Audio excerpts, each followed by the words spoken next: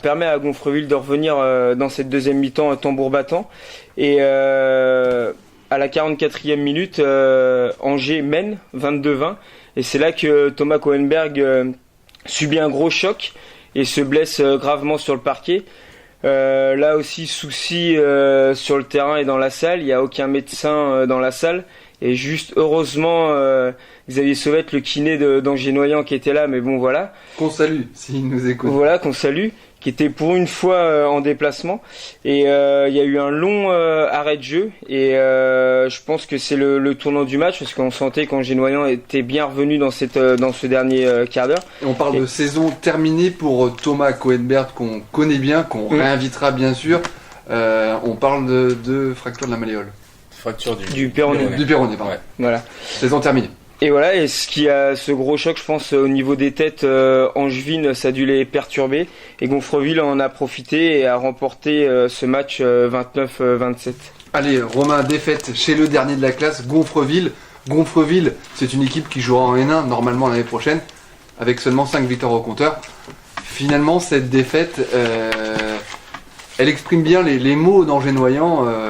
Totalement déroutant, en général capable de faire un gros match face à une grosse équipe, même face au PSG Handball pendant quelques minutes, mais perdre chez le dernier de la classe, chez le Cancre.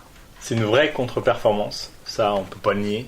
Mais c'est vrai que ne nions pas donc. Non, mais depuis quand même le match contre le PSG Handball, Angers Noyant ne gagne plus. Hein. Ou pas forcément, en tout cas une seule victoire. Angers Noyant quand même, Fred a assuré son maintien tranquillement. Mais une seule victoire sur les 8 dernières rencontres. Je me trompe? Fred. Oui, bah c'est toi, monsieur Stade, donc je vais pas le nier, comme tu dis. Après, je veux pas me faire l'avocat du diable, mais sur ce match-là, s'il n'y a pas autant de blessures, s'il n'y a pas tous les pépins qu'il y a eu dans ce match-là, je pense que Angers a largement les possibilités de battre cette équipe de Gonfreville. Gonfreville, juste pour rappel, si vous connaissez les petites salles qu'il peut y avoir dans le Maine-et-Loire, c'était la même. Hein. Une salle avec pas de tribune d'un côté. Vous allez à la Daguenière, vous avez la même salle de sport. Hein. C'était vraiment dans la banlieue du Havre. Il faut pas toujours se ranger derrière. Non, mais c'était énième argument. Non, mais quand t'as ton meilleur ailier qui enchaîne les buts, il t'a 5 buts avant qu'il se blesse, il reste 10 minutes de jeu. Forcément, tu vois ton coéquipier qui sort emmené par les pompiers.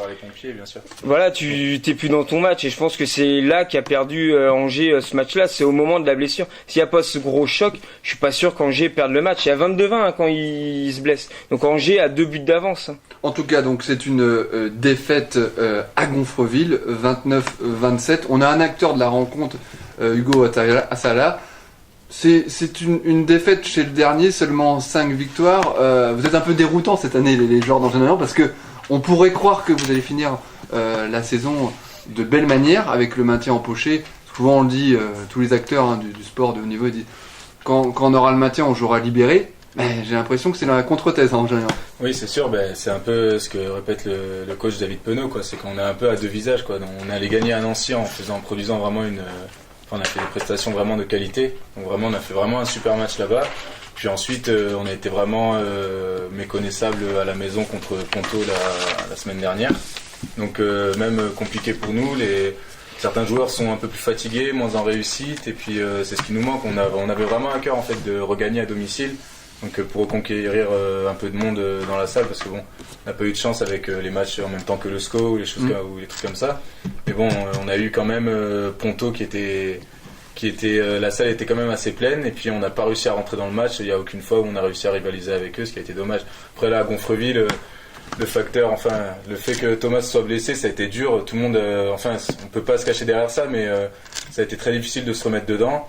Et puis sur la fin de match, on a pris des tirs un peu trop rapides qui ont fait que du coup on a eu du mal à finir devant et à passer devant eux, quoi. Les mots de David Penaud, on sait que il dit les choses en face. Quel mot il a évoqué? Inexcusable, c'est quoi ces mots? Après Gonfreville, il était surtout énervé déjà par la première chose, par la blessure de ces deux joueurs. Donc déjà Lucas et Thomas qui part sur civière, et donc on savait pas trop ce qu'il avait. Et puis surtout l'attendre pendant 10 minutes en attendant un médecin dans la salle, quoi. Donc ça c'est déjà, c'est pas pour jeter la pierre au club ou aux dirigeants ou aux arbitres qui sont sur place ou quoi. Mais c'est impensable un sport de haut niveau, déjà en Pro D2, qu'on n'ait pas de médecin ou dans la salle, quoi. On sait jamais si un joueur fait un malaise ou un truc comme ça. S'il y a personne pour intervenir, il y a que quand il y a des accidents graves qu'on en parle. Mais là, il n'y a rien eu, on n'en parle pas. Je pense que quand même c'est quelque chose d'assez important, quoi. Romain Gallard du Courrier de l'Ouest, est-ce que Angers-Noyant est démobilisé depuis le maintien validé? C'est l'impression que ça donne. Alors après, voilà, je ne vais pas m'avancer, mais en tout cas, moi je vois... Le maintien n'était pas officiel avant le match de vendredi. Officiellement, il n'était pas validé. Le maintien était plus ou moins acquis parce que quand tu regardais les confrontations, il y avait beaucoup de confrontations directes dans le bas de tableau. Mais officiellement, il a été validé que vendredi. Alors, autre question, l'équipe avait peur de descendre ? Non. Bon. Non, on était quand même, on était un peu Parce sûr. que si Angers-Noyant descend, il va y en avoir beaucoup derrière. C'est ça. Non, on était un peu sûr de nos forces. Bon, après, c'est ce qu'il nous avait dit. Il avait dit, David, ce qu'il avait dit, c'est que ça se trouve, si on perd tous les matchs, on va arriver ric-rac. Donc ça veut dire, on sera, par exemple, sur les 2 qui descendent, on sera juste au-dessus. Donc nous, c'était vraiment, ce sera pas l'image de la saison. Donc c'est ça qui est peut-être dommageable. Après, nous, je sais que on avait vraiment la volonté de bien faire. Donc on a fait un super début de saison, puis on a été un peu moins bien quand il y a eu la blessure de Fred Bakekolo. Et puis ensuite, on a réussi quand même à alterner le bon et le moins bon, tout en restant dans le ventre mou du classement, donc à la 7e, 8e place. Après, là, on s'est retrouvé un peu avec les histoires des joueurs qui restaient pas. Donc, du coup, les dirigeants se posent la question, est-ce qu'on a bien fait de le dire? Est-ce qu'on a bien fait de dire ça? Il y a de ça aussi à Angers-Noyant depuis quelques années. Voilà. Avril-mai, souvent, rime avec un peu contre-performance. Je voudrais l'avis de Nico qui suit avec précision l'actualité de la BC, qui s'est maintenue avec une défaite. Est-ce que les Angevins donc sont un peu inexcusables sur ce coup de perdre à Gonfreville, ou c'est finalement il s'est passé beaucoup de choses sur et en dehors et le maintien était validé, donc il n'y avait pas une pression supplémentaire? Je pense que le témoignage est intéressant et assez juste. La blessure de Thomas Cohenberg quand même change pas mal de choses, et on sait quand même que les joueurs dans les têtes ont peut-être un peu lâché le match, qui effectivement était pas non plus primordial, hein. Faut quand même pas se leurrer pour cette équipe d'Angers-Noyant, qui a vraiment fait, comme on l'a dit, une saison faite de montagnes russes malgré tout. Et une fois de plus, on y revient. Je pense qu'on voit d'où vient le club cette année. Il y avait pas mal de joueurs là qui étaient en fin de contrat, y compris Thomas Cohenberg, hein, on l'avait reçu dans nos studios. Je pense que voilà, l'équipe se reconstruit, et je pense que même les dirigeants sont peut-être un petit peu ailleurs en ce moment. Ça a commencé par David Penaud. Non mais ça a quand même... Si, arrête, en début de saison, vous avez le maintien. Non, David Penaud parlait d'un bon maintien. Ah si, c'était le début. Quand je repense à ce qu'on disait dans l'émission au mois de novembre, au mois de décembre, où Romain parlait déjà peut-être de... Pourquoi mais pas c'est les Romain? C'est impossible. Mais c'est Romain, ça. Mais non. C'est terrible de Romain, mais effectivement là, oui. On ne remord pas les propos de Nico. Non, mais effectivement, quand il y a eu le recrutement qui a été effectué, c'était quand même un beau recrutement. Bakekolo notamment, puis plein d'autres. Et c'est vrai qu'avec Fred, on en parlait en début de saison, j'étais pas tout seul, on évoquait éventuellement des playoffs, mais comme ça, et pour preuve... Pour parler. Non, mais voilà, mais... non, quand tu regardais l'équipe sur le papier, elle avait quand même fière allure. Après, c'est vrai qu'il y a eu des blessures à des moments importants de la saison, et ça a un peu faussé, peut-être un peu faussé le classement actuel. Et même en dehors des blessures, je veux dire qu'on avait quand même le calendrier pour aussi jouer les playoffs aussi, quoi. Donc nous-mêmes, on se le disait entre nous, parce que c'était peut-être pas la volonté des dirigeants, ou peut-être pas. Enfin, le but c'était de gagner tous les matchs, quoi. Donc c'est ce qu'il nous avait dit. David nous avait dit ça. Il a dit de toute façon, les gars, on est ensemble, on prend un match après l'autre, et puis le but c'était de gagner chaque match. Or, on a fait des grosses contre-performances, donc on s'est retrouvé un peu du coup dos au mur à aller chercher des victoires presque quasi obligatoires pour le maintien. Mais au départ, on était quand même face à notre destin, et puis c'était à nous en fait de gérer, de pouvoir. On avait quand même, je pense, les armes pour jouer le milieu, voire. Et à un moment donné, les playoffs ont même été évoqués. Jusqu'au match de Nancy, vous savez que si on gagnait tous les matchs, et en fonction des résultats devant, on pouvait encore les faire, les playoffs. Donc ça se joue vraiment à rien. Alors donc au soir de cette journée de championnat, c'était pas à Gonfreville que les playoffs se sont envolés, ça c'est une chose claire et nette. Mais on va ouvrir le débat tout de suite dans l'équipe du lundi. Un débat qu'on aime bien depuis quelques semaines. Et là, on a la chance d'avoir un acteur avec nous, Hugo Assalia, pour parler de cet objectif play-off qui était un petit peu un objectif caché du club. Le débat de la semaine. Alors le débat de la semaine sur l'opération play-off. Est-ce que c'est dommageable Je vais poser la question à Fred et après à Hugo. Est-ce que c'est dommageable de mourir un petit peu au pied parce qu'il n'a pas manqué grand-chose? Il faut en parler parce que la saison quand même est très positive du côté d'Angers-Lorient, mais il n'a pas manqué grand-chose pour qu'elle devienne très belle. Oui, il a pas manqué grand chose. Après, tu demandais si tu disais si c'était l'objectif caché des dirigeants. Les dirigeants, je pense pas. Je demandais pas, je le disais. Hein. Oui, les dirigeants, je pense pas. Si tu discutes avec Parce qu'ils peuvent pas communiquer là-dessus. Mais... Non, je sais pas. Quand tu sors de ce qui est sorti en Génoyant sur les 3 dernières saisons, tu peux pas afficher, voilà, même si tu fais un recrutement qui est bon, tu peux pas afficher direct faire les playoffs et voilà. Je suis pas d'accord, il y a quand même des clubs qui sont en pleine tempête et l'année d'après qui montent. Je suis pas tellement d'accord parce que je pense que quand le recrutement il est bouclé à la sortie de l'été, je pense que sur le papier, les dirigeants se disent il y a peut-être moyen de faire quelque chose cette année. Ah, mais Romain et Fred, ça c'était une première que le recrutement soit terminé au 15 août. Donc cet argument ne tient pas. C'est transitoire, je dis pour le club. Mais le recrutement. D'accord, mais au 15 août tu parles, mais au hand c'est pas comme au foot. Hein. Ah non, la preuve, là on parle en ce moment, ça fait déjà 3 semaines que Angers-Noyant parle du recrutement et en pleine négociation. Il y avait la semaine dernière un pivot qui était à l'essai à Angers, il me semble que c'était un pivot qui venait des pays de l'Est, je sais plus d'où. C'était un arrière-gauche. Ouais, un arrière-gauche, voilà, qui était à l'essai. Donc c'est toutes les semaines, tu peux avoir des joueurs qui sont à l'essai. Et le recrutement se fait bien avant le 15 août. Et le recrutement a quand même été tard. Tu es arrivé au mois de juillet. Ouais, en fait, on a. La reprise, elle est début août, donc ça va. On a repris la prépa début août, mais après, c'est sûr qu'on était fixé déjà. Moi, j'étais fixé sur ma venue en Angers-Noyant. J'étais déjà fixé, fin mai des. Voilà, le recrutement se fait beaucoup plus tôt que qu'a pu se faire l'année dernière à Angers. Hein. Alors Fred, ça c'est ton avis. On va poser la question d'un acteur qui a beaucoup joué en phase aller, beaucoup moins en phase retour. Est-ce que les playoffs et la marche playoff étaient tout simplement inaccessibles? Parce que des fois dans le sport, faut peut-être avouer qu'il y a plus fort. Non, inaccessible, non. Après, vous savez, championnat de Pro D2, je pense que tout le monde peut gagner tout le monde, quoi. C'est vraiment ce qui fait un peu la beauté du championnat. C'est que nous, on s'est retrouvés à aller gagner à Mulhouse alors que c'était impensable ou aller. Oui, tout le monde veut battre tout le monde, voilà. Mais aujourd'hui, ceux qui feront les playoffs à 2 journées de la fin, on les connaît. Oui, voilà, c'est ça, mais sauf qu'on les connaît, on n'est pas réellement surpris. Je pense que personne n'est très surpris de voir les équipes qu'il y a dans les playoffs aujourd'hui. Il y a quand même un regret, Romain. Chartres, c'était une équipe qui se battait souvent avec Angers-Lorient. C'est sûr. Et ils iront aux playoffs. Ils iront en playoff. Après, Chartres, quand vous regardez leur budget, vous regardez, c'est encore différent. Des gros investisseurs. Voilà, ils ont une masse salariale qui fait quasiment le budget de notre club. Donc, si vous voulez, c'est pas se battre aux mêmes armes parce que je pense que sportivement, ils étaient prenables, mais après, on n'a pas eu encore, je pense, l'expérience ou peut-être, sûrement l'expérience pour gagner les matchs importants au bon moment, quoi. Les playoffs étaient vraiment inaccessibles? Inaccessibles, non. Je pense pas. Qu'est-ce qu'il a manqué donc? Ça, c'est j'anticipe pour Romain qui pose toujours cette même question. Oui. Qu'est-ce qu'il a manqué finalement? Je vais dire un peu de réussite. Et puis je pense éviter 2-3 vilaines blessures. Donc faut qu'on rappelle qu'on a eu quand même Borko, donc l'arrière droit Borislav Nikolic qui a été blessé pendant un moment. Puis on a eu la blessure de Lucas Bouchta.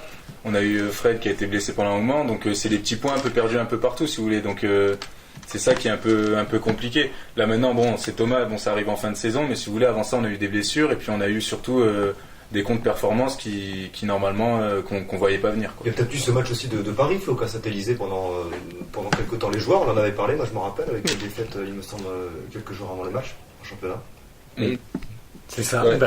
Mais là, je pense qu'il y a une personne ici. Fred était un petit peu partagé. C'est vrai, Romain et Yann, ils croyaient cette opération playoff. Nico, toi, tu as toujours dit que déjà la bonne chose c'était d'avoir un bon maintien et c'est ce qui arrive cette année. Fred, Nico, est-ce qu'on n'a pas été trop gourmand avec Angers-Noyant? Nico? Un petit peu, je parle après. J'attends la réaction de Fred, mais c'est vrai que je pense quand même que cette équipe était belle, malgré tout, elle était peut-être pas suffisamment fournie, notamment au niveau du banc. On a vu que certains recrutements avaient été faits et n'avaient pas forcément apporté tous leurs fruits, notamment déjà par exemple au niveau du deuxième gardien. On sait que c'est un poste, ça fait 2-3 saisons qu'en général on cherche de ce côté-là, et sorti d'Ilya Komnenovic par exemple, il y a peut-être un manque. Il a eu une période de moins bien aussi lors de la grosse période de défaite, et c'est vrai que quand Ilya Komnenovic est moins bien, il n'y a pas grand monde du côté d'Angers-Noyant. Fred passe. Et il y a d'autres joueurs, juste et aussi il y a peut-être d'autres joueurs qui n'ont pas fait la saison devait faire. Je pense notamment par exemple à Varane. Il n'a pas meilleur été ami de aussi Fred. exceptionnel comme on pourrait l'attendre. Donc voilà, je pense que c'est peut-être qu'il y a ça aussi. Il y a des joueurs qui, je pense, ont été meilleurs que prévu. Bakekolo a été vraiment exceptionnel. Et d'autres, Thomas Kolenberg a été très bon. D'autres joueurs qui sont un petit peu en demi-teinte. Tu as Nodarik, on le sait, il est capable du meilleur. On l'a vu quand même contre Paris où il a été exceptionnel. Et il y a d'autres fois où il disparaît. Pire depuis quelques mois, Fred passé de turnover avec un Varane omniprésent sur le parquet. On peut en parler de ça aussi. Je l'ai dit qu'il manquait par moment du banc côté Angers, mais il y avait aussi les blessures qui faisaient qu'Angers n'avait pas forcément le banc. Après, je pense que oui, la presse s'est enflammée parce qu'il y a eu le match de Paris où Angers fait un bon match, suivi du match. On peut pas dire qu'elle s'enflamme, Romain, il manquait Non, mais une victoire pour être 5ème. Je pense qu'elle s'est enflammée à un moment où Angers a joué Paris, c'était la grande fête, la salle elle aurait pu être remplie 2 fois. Après, mois de janvier, Angers est 5ème, et 4ème, 5ème pendant un long moment. Donc là, ça a remis une couche en plus. Et c'est là qu'on a vu dans tous les journaux des articles sur Angers, les playoffs, voilà. Oui, mais normal d'y croire quand tu recrutes beaucoup de joueurs et que ça fonctionne rapidement. Après, tu t'attends justement à ce qu'il y ait une phase de progression et que l'équipe termine très fort, pardon. Et malheureusement, ton sentiment. Mais il y a eu au même moment les blessures de Nikolic. On va écouter Hugo, qui a un petit peu bourlingué déjà. Non, je suis un peu d'accord, mais le truc c'est que c'est vrai que le match de Paris, il y avait vraiment toute l'attention qui était sur ça, quoi. On parlait pas du championnat, on parlait pas de playoff, on parlait de rien. Pendant un mois et demi, c'était PSG, c'était le match, c'était vraiment, on a que fait parler de ça. Donc en fait, c'était ça, on voyait que beaucoup d'agitement, donc les bénévoles qui venaient, les tribunes qui étaient installées, tout ça.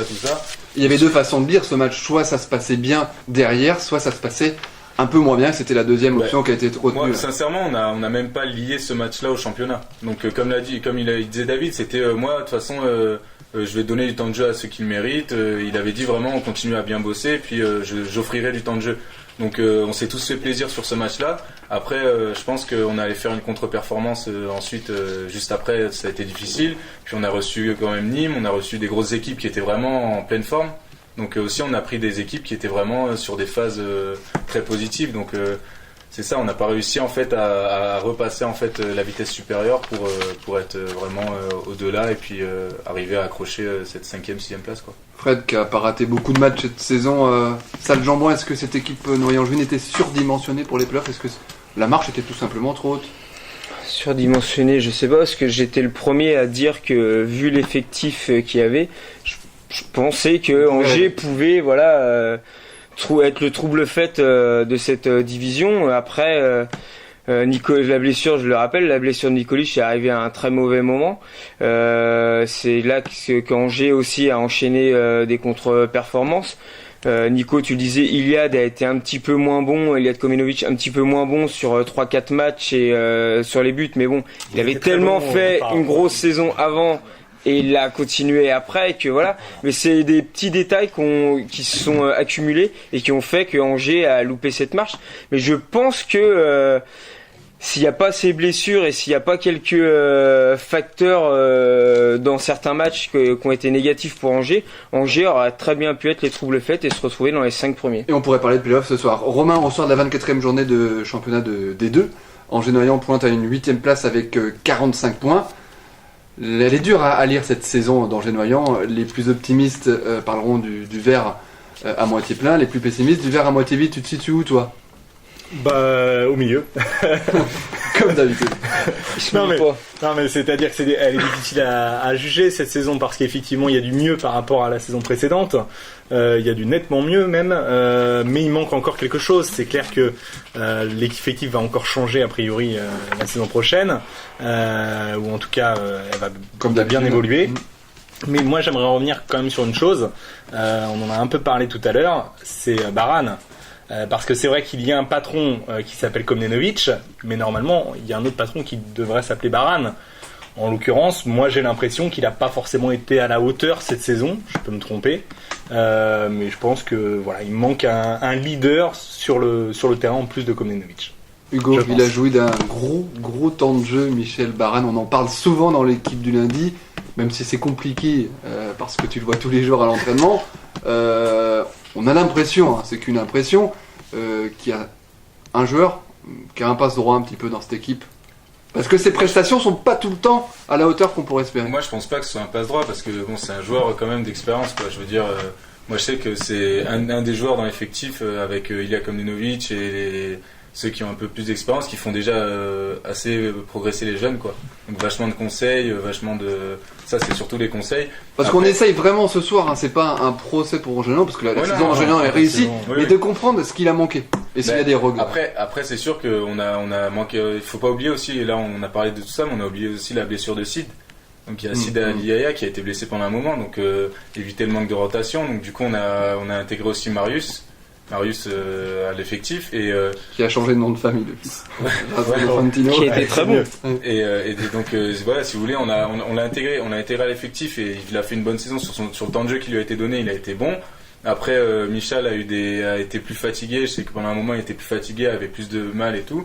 Et donc c'est là où peut-être il nous a manqué de rotation. Et puis il faut dire aussi que Sid a été blessé, que normalement c'est lui qui est titulaire ou bien c'était Michal. Donc si vous voulez, partant déjà de ce constat-là, on voit qu'il y a déjà quelque chose qui était un peu plus compliqué. Après, on pourrait la qualifier de saison des regrets, saison des limites, plutôt des limites. Peut-être avec des regrets, parce que je pense qu'on a pas mal de blessures quand même qui ont fait que ça a entaché notre saison. Quand on pense à, je vais pas répéter, mais bon, la blessure de Sid, celle de Borco, celle de Baquet, enfin, on a vraiment pas mal de blessures. Et puis quand on y pense, je pense qu'on aurait pu faire vraiment quelque chose de mieux. Mais en même temps, d'un autre côté, on voit qu'il y a des matchs où on est parti à 12 ou à 13 où il n'y avait pas de joueurs et puis on allait gagner, comme au début de saison à Istres où il nous manquait 2 joueurs et qu'on avait 3 jeunes de 19 ans sur le banc. Donc après, c'est pour ça qu'on est capable un peu du meilleur comme du pire, quoi. Pourtant, on était très optimiste en début de saison, Fred. On disait que David Penaud avait enfin doublé les postes. Et c'est vrai qu'on se rend compte que on est obligé de faire confiance qu'à un petit cocon, parce que quand on prenait un petit peu sur le banc, il y avait des fiches techniques qui étaient bien disparates par rapport à certains autres. Après, comme le disait Hugo, il y a des jeunes qui ont été intégrés. Marius, ça a beau être un jeune, ça a beau être sa première saison. Il est pas professionnel. Les matchs qu'il a sortis, à chaque fois qu'il a pu rentrer en jeu, il a rempli il a rempli le taf et on n'a rien à lui reprocher.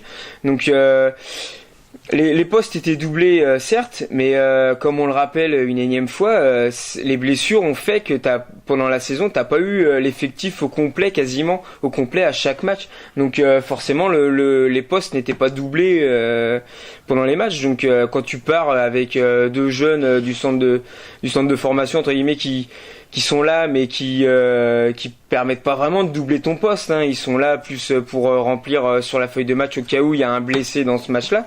Donc forcément c'est dur, même si David Penaud avait doublé les postes en début de saison.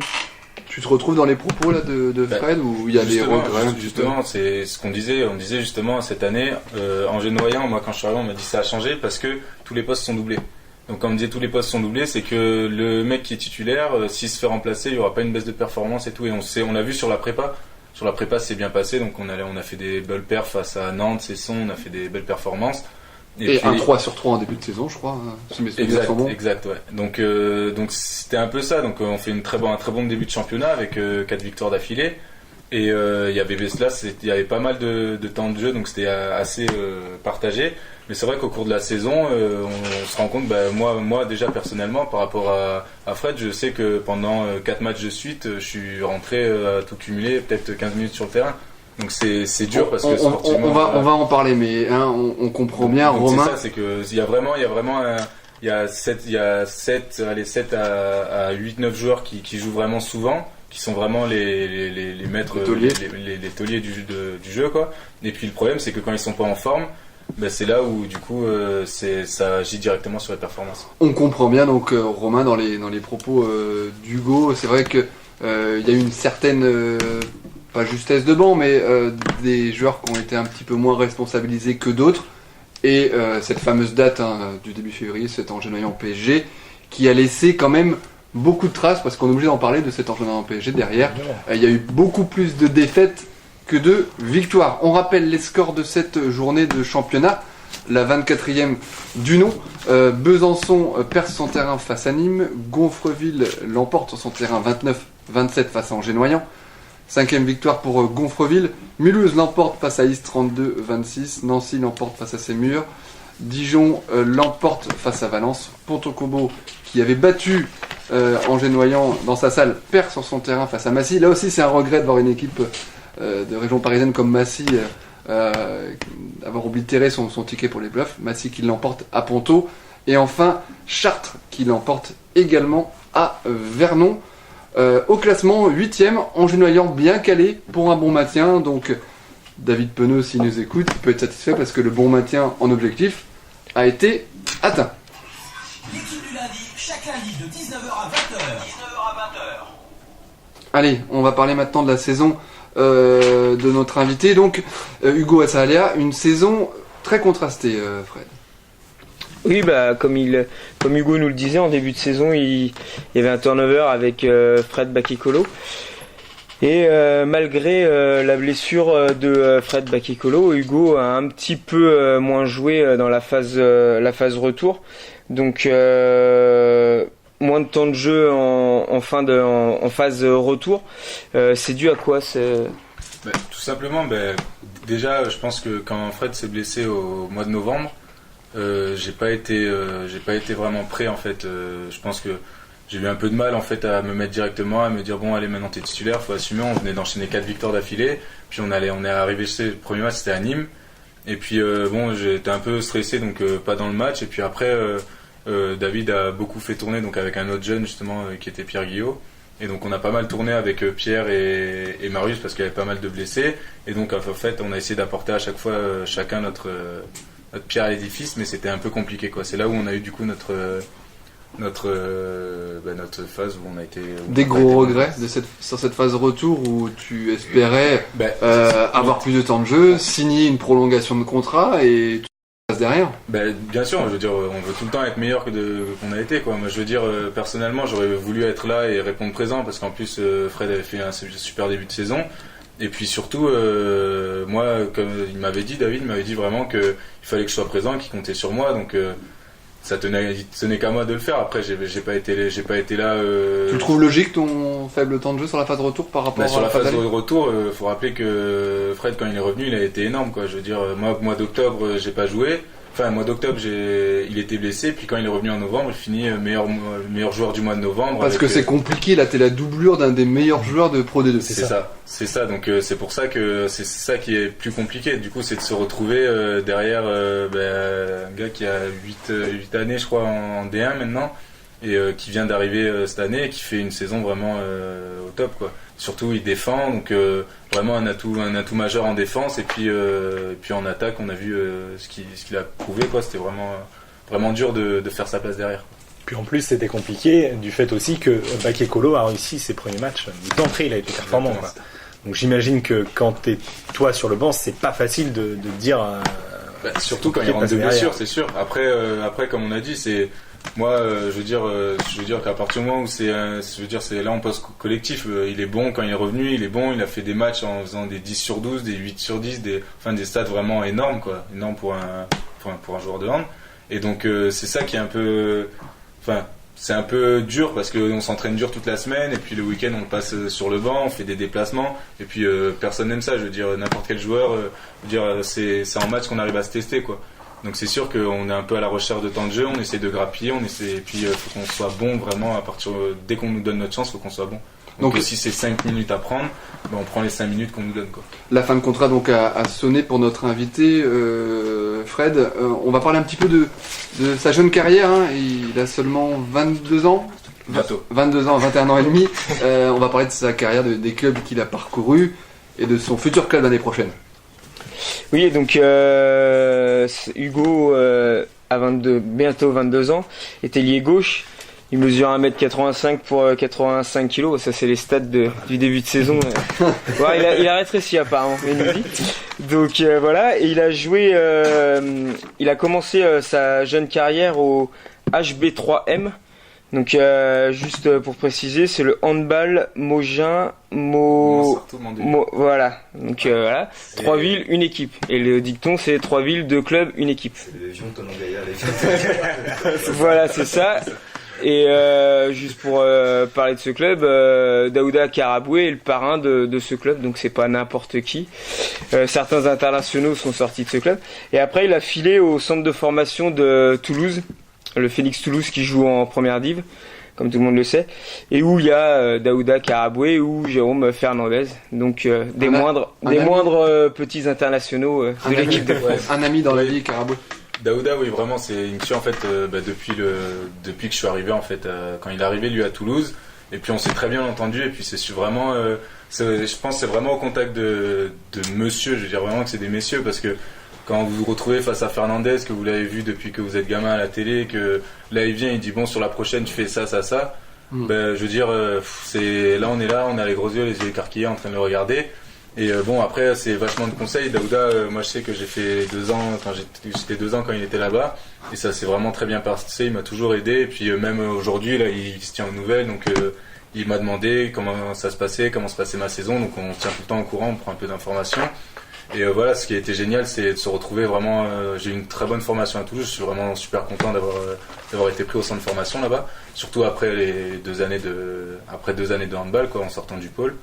Et puis aussi j'ai eu la chance d'apprendre face à peut-être le meilleur ailier pour moi du championnat, qui est Anwar Ayed, international tunisien, qui pour moi à mes yeux, peut-être il fait partie des 2-3 meilleurs ailiers du championnat, et lui qui m'a vraiment énormément appris, quoi. Et Fred, la suite après Toulouse, bien sûr, la suite qu'on connaît. Et ben juillet 2012, il débarque sur les bords de Maine à Angers-Noyant, voilà. Et puis. Et aujourd'hui, donc, la fin de contrat a sonné, pas de prolongation. Premier sentiment qui te vient à l'esprit, c'est la déception de peut-être pas avoir montré ton hand et peut-être pas avoir trop suppléé Bakekolo dans la saison. Oui, déjà déçu, mais en même temps, je veux dire. Moi je sais que sur le mois d'octobre j'ai été un peu en difficulté, puis ensuite quand Fred est revenu, il a été vraiment énorme, et j'ai pas eu de temps de jeu sur la phase retourne parce que Fred a fait vraiment une super saison. Après dès que j'ai eu du temps de jeu, j'ai été bon, donc là c'est là où j'ai un peu relevé la barre, quoi, où là j'ai été bon, et que sur mon temps de jeu j'ai été vraiment très productif, donc sur ça je suis content. Et comme l'a dit David, il m'a dit qu'il avait rien à me reprocher, comme sur l'investissement, dans tout ce que je mettais dans l'entraînement. Après, c'est comme ça, le club a un nouveau projet, il n'y aura pas de prolongation pour moi sur Angers. Donc, voilà. Donc tu quittes Angers-Noyant et tu as signé à Limoges, le club de N1. Exact, ouais. Pour une durée de 1 an. De 1 an. Voilà. Ça, c'est une satisfaction aujourd'hui au 29 avril d'avoir déjà un port d'attache pour la saison prochaine. Non, c'est super pour moi, parce que c'est vraiment un club qui m'a présenté déjà un projet sportif déjà très intéressant. Donc ils m'ont proposé déjà beaucoup de temps de jeu. Certes, on m'a dit Limoges, mais tu sais, la ville, on m'a parlé des villes, des endroits et tout. Moi je sais que personnellement, ce qui m'intéresse le plus, c'est vraiment d'avoir du temps de jeu, d'avoir les infrastructures déjà pour pouvoir continuer à progresser, et puis surtout avec un staff et un entourage qui me permet de m'épanouir et de continuer à progresser, quoi. Et donc Limoges, Romain espère le même destin que pourquoi pas Bordeaux, de monter en Pro D2, c'est en tout cas le discours.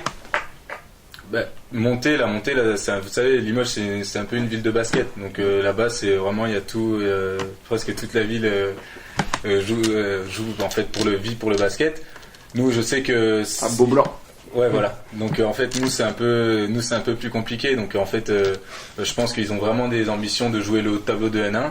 Et puis si les résultats sportifs sont à la hauteur, je pense qu'il y a moyen de faire quelque chose de bien l'année prochaine. Voilà, donc l'information ce soir dans l'équipe du lundi, donc Hugo Assahalia qui est en fin de contrat à Angers-Noyant rejoint l'équipe de Limoges, équipe de N1 de handball pour une année. Fred, on a fait le tour sur ce qu'on voulait évoquer sur Hugo Assahalia, c'est bien, on a fait le tour. On a parlé de son poids, de sa taille, est-ce qu'il y a des choses à rajouter, je sais pas. Fiche technique, Un dernier mot peut-être pour les supporters, Hugo, ou les gens qui adorent Angers-Noyant, qui regardent souvent l'équipe Lady TV sur YouTube. Déjà c'est déjà de dire que j'ai été très bien accueilli ici, que ce soit par le staff ou même par le club, parce que on part pas du tout en mauvais termes, je veux dire, c'est pas du tout c'est juste que voilà, j'avais autre chose d'intéressant ailleurs, et puis mon contrat s'est arrêté ici. Mais je suis vraiment très content de ce que m'a apporté le club. Ils m'ont permis de continuer aussi ma formation scolaire que je fais à côté. Et donc en fait, on a réussi à vraiment trouver une entente, et ça s'est vraiment bien passé par rapport à ça, quoi. Merci donc Hugo Assahalia qui était dans le magazine L'équipe du lundi.